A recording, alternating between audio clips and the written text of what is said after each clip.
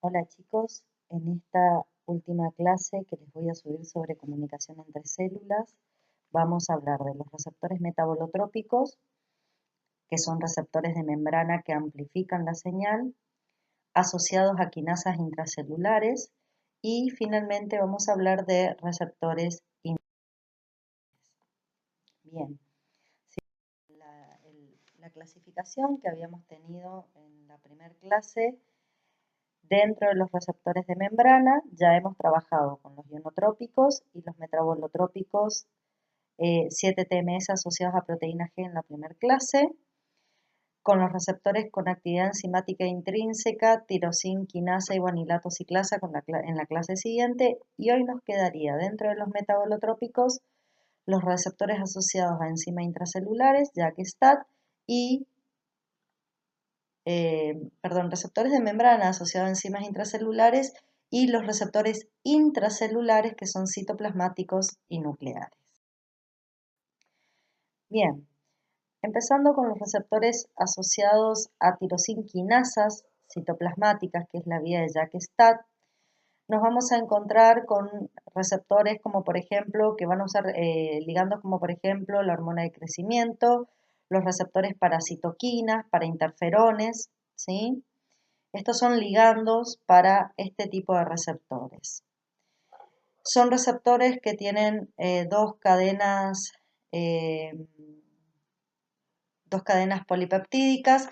Se parecen mucho a los receptores que tenían actividad enzimática intrínseca, que tenían cadenas alfa y cadenas betas, bueno, son muy semejantes.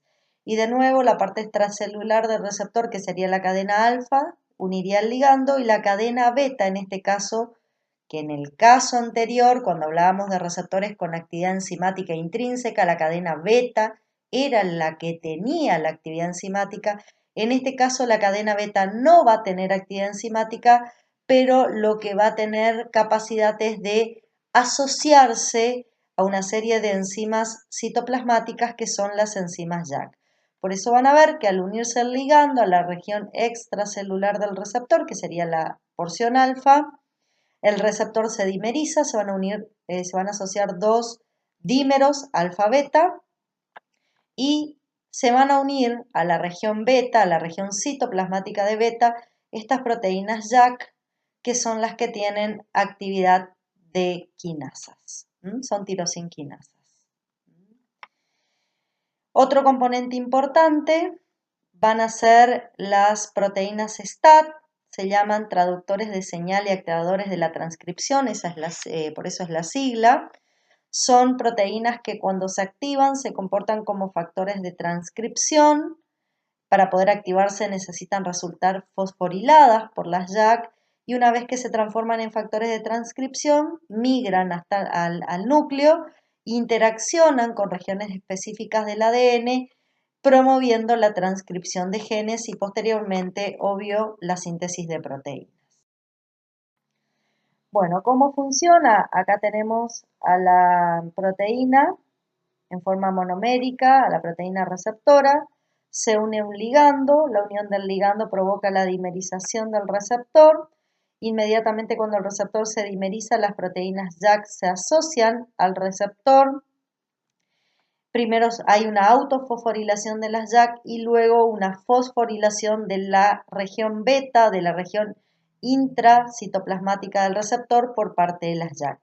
Esos puntos de fosforilación en residuos de tirosina que van a incorporar las JAK sobre este receptor, esos puntos de fosforilación van a ser puntos de nucleación a donde se van a unir estas proteínas STAT que yo les acabo de nombrar, se van a unir a la fosfotirosina y de esa manera van a quedar cerca de las JAK que van también a fosforilar las STAT.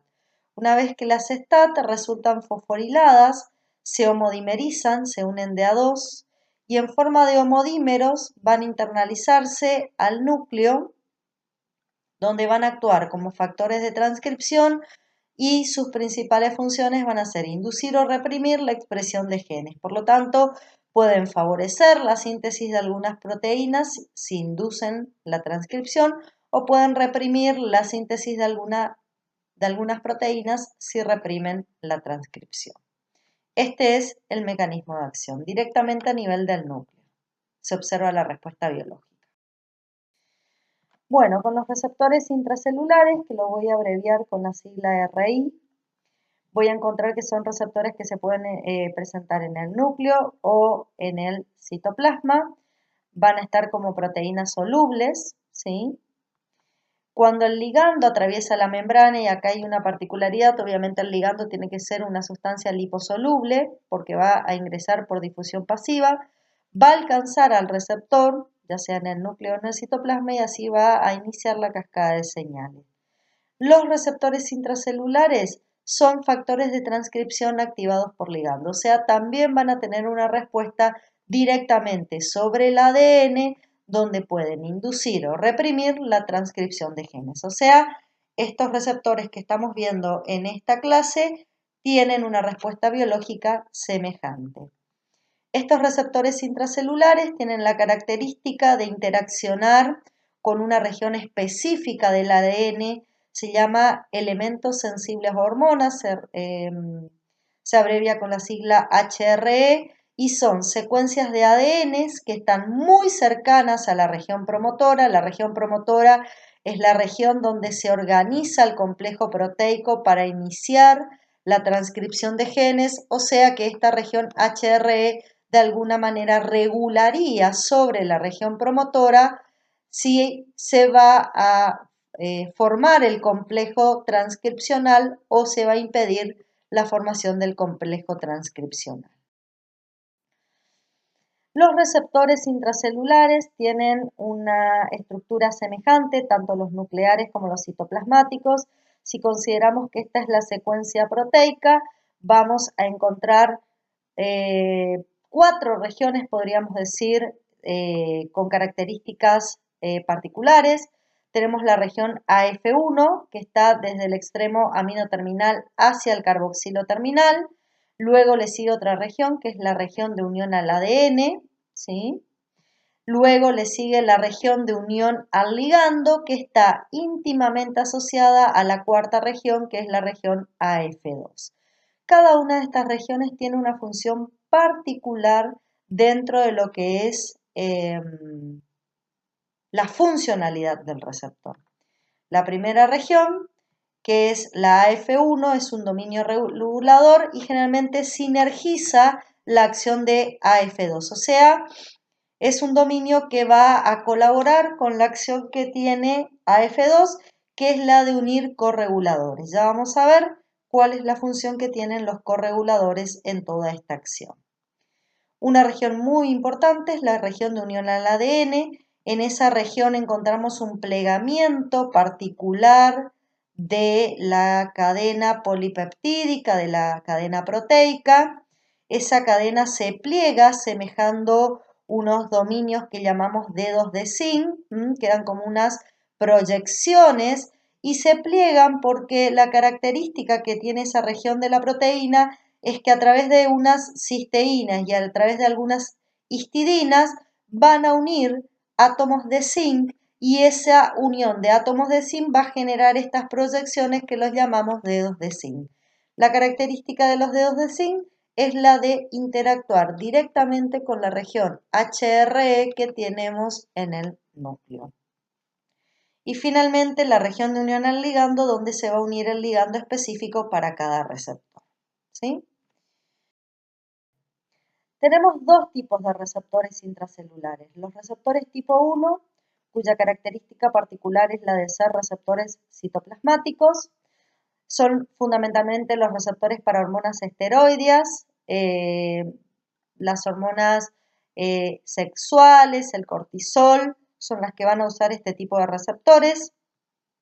Son receptores que se ubican permanentemente en el citoplasma y en ausencia del ligando, estos receptores están unidos a un complejo están unidos a una proteína formando un complejo aporreceptor. Las proteínas que están unidas son las proteínas chaperonas o proteínas de shock térmico, y lo que hacen estas proteínas de shock térmico de alguna manera es proteger más que nada los dedos de zinc y los sitios de unión al ligando para que no sean ocupados en ausencia del verdadero ligando de este receptor.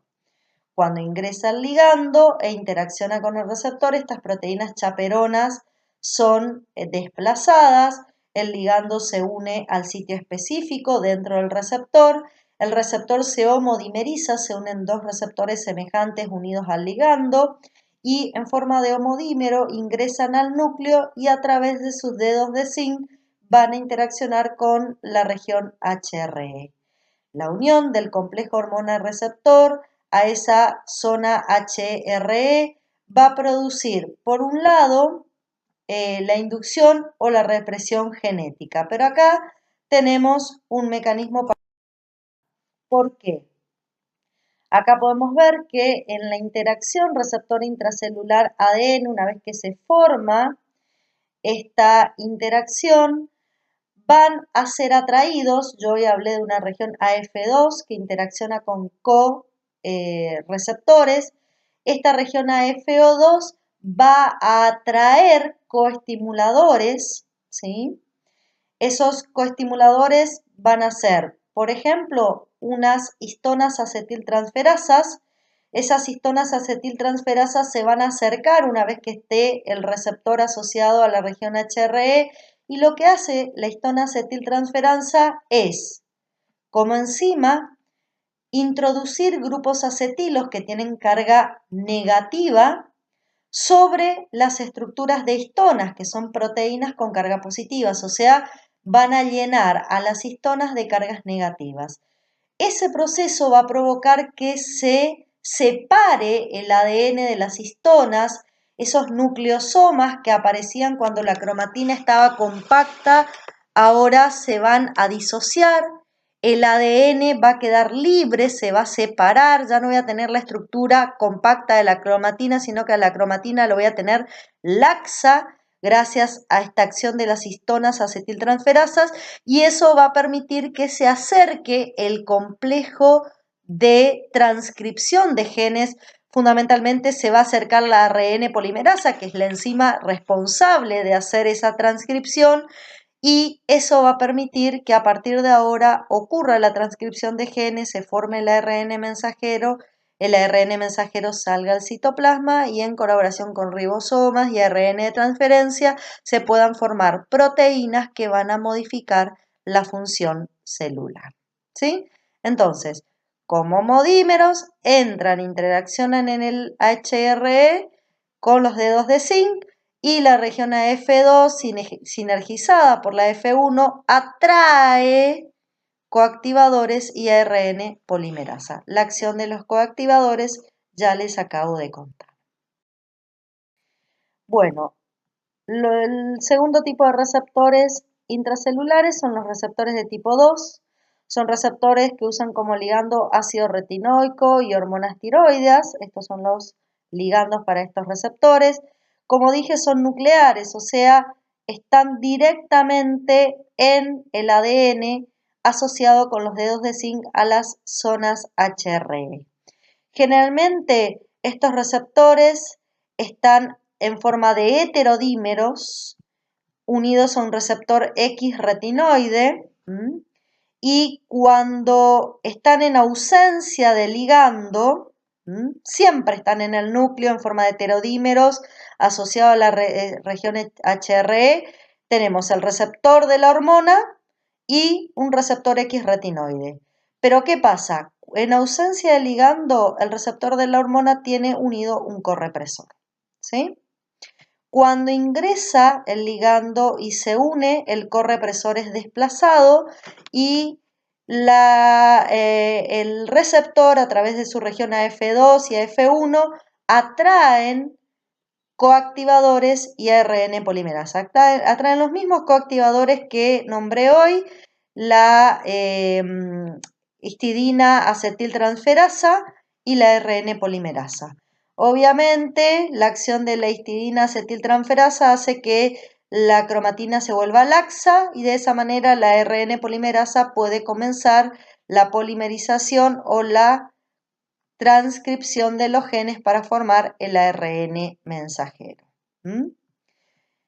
Se forma el ARN mensajero, va al citoplasma, interactúa con ribosomas y ARN de transferencia, se forma la proteína y hay una modificación de la función celular. Cuando el ligando se desprende, el correpresor se vuelve a asociar al receptor para, digamos, evitar que existan estos mecanismos en ausencias del ligando.